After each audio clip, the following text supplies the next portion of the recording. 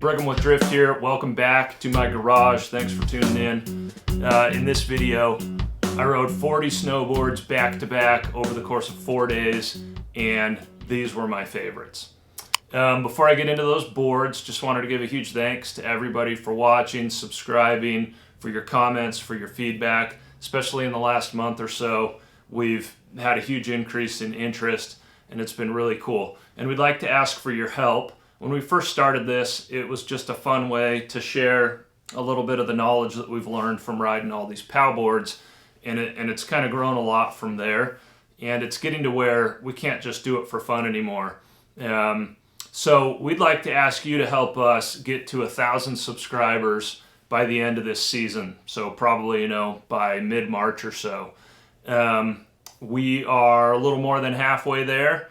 And with the growth that we're seeing, I think we could do it pretty easily, but we need your help. So if you like what we're doing, and obviously no pressure otherwise, but if you like it, subscribe, share, let other people know. We would like to keep doing this, and we'd like to improve it, improve our videos, our offerings, our reviews, all of that. And we can only do it with your help, especially by helping us get a little bit of the money back that we're all giving to Google by making and watching these videos. So if you can help us get to 1,000 subscribers, what we'd like to do is give away a set of drift boards to one of our subscribers when we hit 1,000. Drift boards are really what started all of this. They're the reason that we started getting on all these boards, because we wanted to test all the best powder shapes out in the backcountry, and it's kind of just snowballed from there. So this will be a chance for a lucky one of you to get a set of those on your own. If you can help us out with that, that would be awesome. All right, on to this list. So I was able to attend 2 industry demos in January. This is an awesome opportunity, and I know that these ones aren't for the public, but if you ever get a chance, you can really learn a lot by riding boards back to back, even though I didn't get them on multiple days in a wide variety of conditions. Snow Basin, the conditions were pretty rough, and then a couple days at Brighton where the conditions were quite a bit better and had some good variety there. So these aren't necessarily my favorite boards or my favorite boards of the season, but they are the ones from these demos where I rode so many boards one after another. These are the ones that stood out the most, and I've got 7 of them. I'm going to try and move through them pretty quick. I wouldn't feel comfortable doing a full review of any of these boards, but kind of the way I'm judging them is these are the boards where I said to myself, man, I would really like to ride this more and probably own this board just from this one lap. So before I get into the 7, I've actually got 6 runners up that I think deserve a mention. I know that's a lot, but I'm going to move quick. So number 1, the Salomon Assassin. I really enjoyed the previous Salomon Assassin, but this one is seeing some changes for next year. I'm embarrassed to admit that I can't remember what they are. The rep told me, but I don't remember. But that board felt amazing. For an all-around twin, rad dad, a guy who wants one playful, fun twin to kind of do everything on, man, that board just felt amazing. I immediately wanted to ride that board more. The next one is the Burton Deep Thinker. I mentioned this in my previous video about the first demo day that I went to. This was one of the most immediately comfortable and confidence-inspiring boards that I've been on in a couple of years. The flex pattern, the edge hold, the float, all of it just combined to make kind of an all-mountain / free ride-ish board that just felt amazing to me. And you'll hear me talk a lot about these are boards that just felt really good to me. And I'm not going to go into all the details, but I think in most cases it's a combination of, the shape and then the flex pattern, especially for me as a taller guy who tends to like bigger boards that aren't too stiff. The third one would be the Never Summer Valhalla. Honestly, I kind of want to hate triple camber. It feels gimmicky to me. The board looks like a piece of bacon when you look at it. But I have to admit, the triple camber does some phenomenal edge hold, and the Valhalla overall had a really nice balanced feel It's a little snappier than most Never Summers, but it still has that dampness that you love from Never Summer. The taper, it had good float, like I said, good edge hold. It was just a board that I wanted to ride more. Next is the Wonder Alpine Shepherd. Wonder Alpine is one of those cool little brands that I've mentioned before, doing cool things. They're built right there in Salt Lake City. This is a POW board, and I really didn't get to test it to its potential, but the one thing I noticed about it was that it had such a smooth transition from edge to edge, particularly on the rear contact points. And if you look at that board, it has a really round tail with a really rounded, consistent transition around that edge. And it's not 3D, but it really felt like it just rolled from edge to edge, especially on that back end. It was one of the better feeling edge transitions that I've experienced this season. Number 5, the United Shapes Deep Reach. Another small, awesome brand doing cool things. The Deep Reach is what I think everyone should be riding instead of the Orca.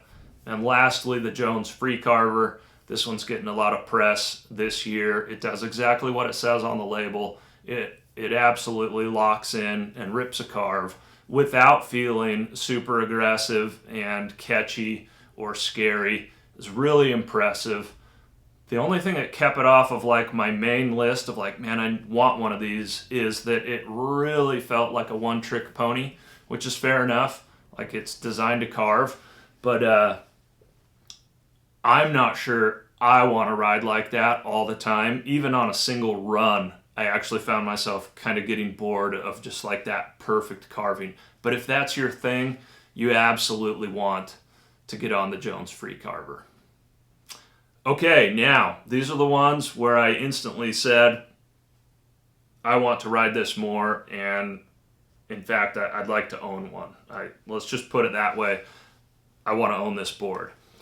Number 1, the Amplid Singular Twin. And I'd love to ride the directional version of this. You've heard the talk about the unique feel that Amplids have, the smoothness, the dampness, their build quality is so nice. This thing just felt so good. Again, it's like a do-it-all twin. If that's your style and that's what you want, I wouldn't overlook the Singular Twin. Next up, the Salomon Highpath. This is a unique one because it's rated as a stiff kind of free ride all mountain board from Salomon. It's definitely not that stiff. You'll see Angry talks about it being a lot softer than he expected, and he didn't seem to like it very much. I think he rode one that was too small, but I just felt, again, similar to the Deep Thinker, but maybe even a little better. For my body size, riding a 162 wide, it was just the perfect flex. It felt good in every condition. It plowed through, the nasty mogul fields that I was testing out. It bombed on the groomers. It has some decent float. If you look at what Bodie Merrill's doing on that board, it obviously isn't, falling short for him. I think that thing's highly underrated.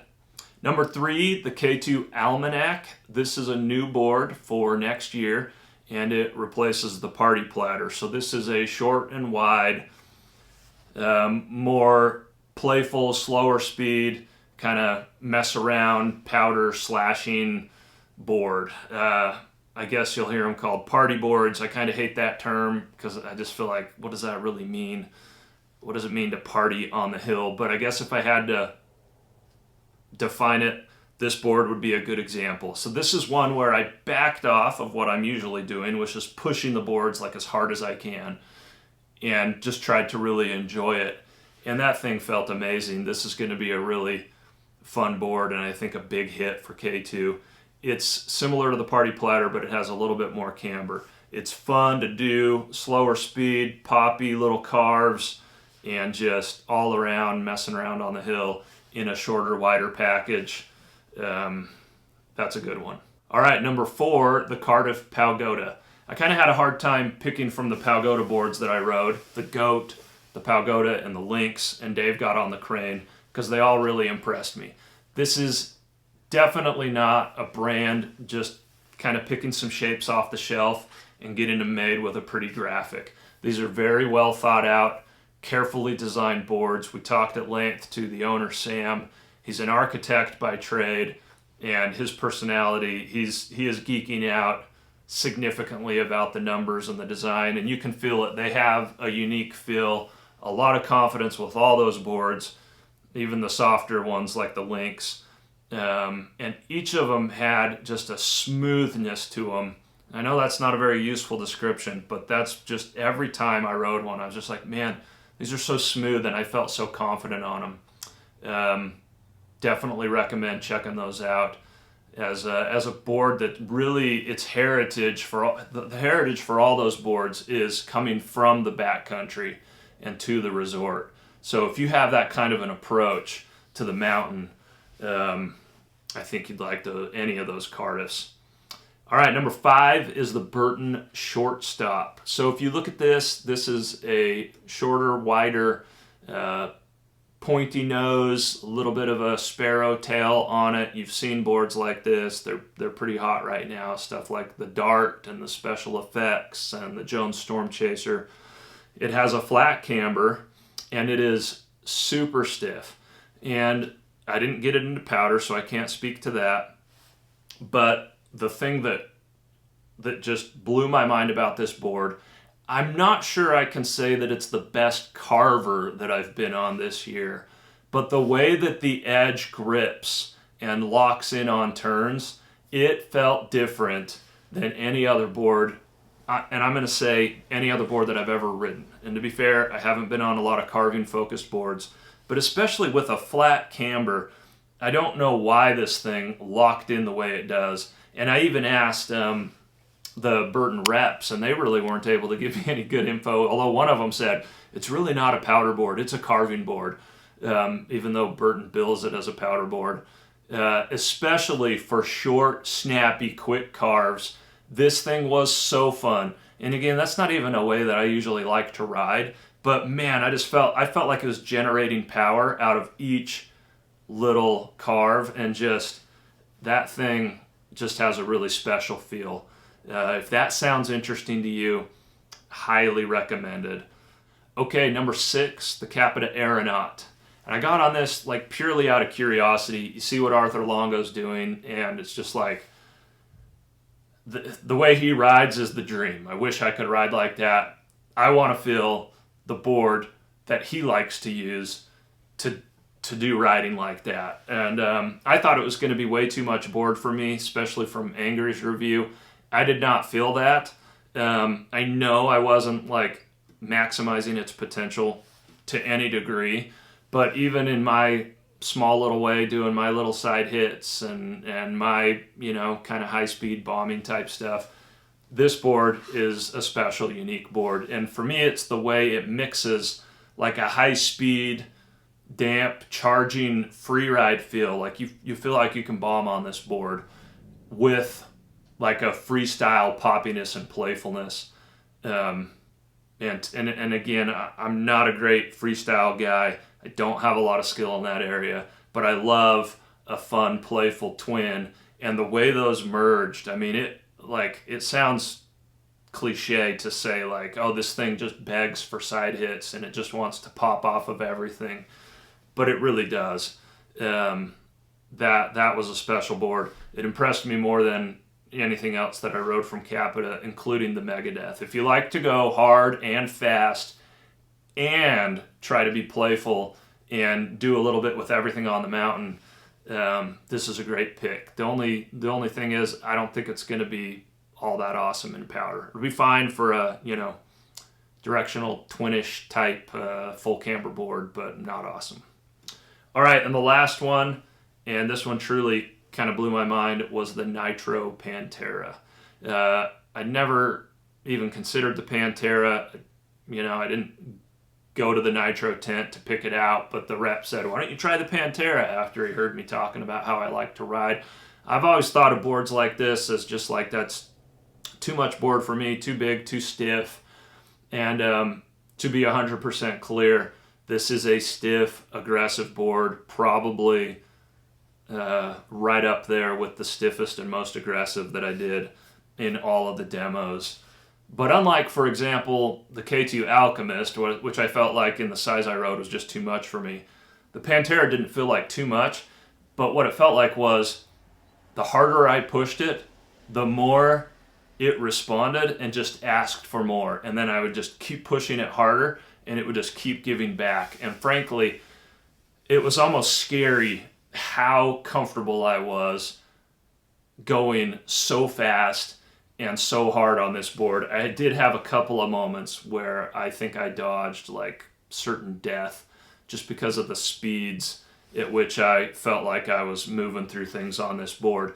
I got to the bottom and I was just out of breath. And I don't think it's a board I could ride all day, but it was like, I think that I could have that in the truck, and after I'm warmed up, grab that board and like live the dream on that board for a couple of runs and then put it back in the truck and relax a little bit, because it felt like I needed to be like kind of at my pinnacle of like comfort and confidence on it. But again, whatever I gave it, it gave back, and that was just a huge surprise to me. It honestly, it kind of blew my mind. I can't wait to try that again and see if that was a fluke or if that was legit. So there you have it. Those were the boards that stood out to me. Again, not necessarily my favorite, but the ones where I thought, man, I got to get on this again. Long story short, so many good snowboards out there. You know that riding 40 of them in 4 days, I didn't even scratch the surface of what's out there. But pretty cool experience. Hopefully a little bit of that is insightful and helpful to you. I would love to hear what you think. Questions, corrections, call me out where I'm full of it, whatever. Hit me up in the comments below. And thanks again for watching.